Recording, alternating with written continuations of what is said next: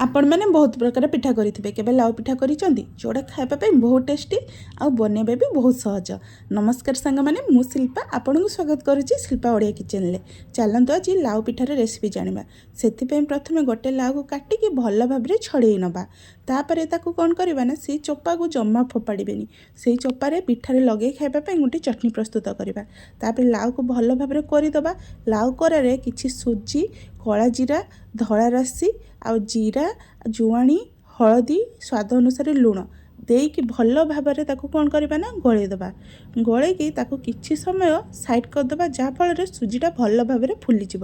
तापर पिठारे लगे खाइबा चटनी प्रस्तुत करवा से गोटे पैन गरम करी से जीरा फुटेबा बुट डाल देकी ताकू हल्का भाजवा भाजीगला अदा दबा पियाज दबा आउ किछि काजू दबा से सब भल भाव में भाजीगला लाउ चोपा को दबा ताकू आउ किछि समय भाजीदबा भाजीदेला गोटे प्लेट को बाहर करके ठंडा करदबा ता भितर आम पिठा गुड़िक सब प्रस्तुत करवा। एथिपाई गोटे पैन को गरम करी से तेल दबा सोरिष फुटेबा तापर करी रखिथिबा बेटर को हल्का स्प्रेस करी आम सब चकुली घड़ीदबा ए पिठा हो गला एपटे कौन करबा जो भाजी रखिथिले लाउ चोपा को भल भाव में ग्राइंडिंग करदबा टिके सुखिला लंका सोरिषर छुंक देदबा रेडी हो टेस्टी टेस्टी लाउ पिठा संग चटनी भल लगी निश्चय लाइक शेयर सब्सक्राइब।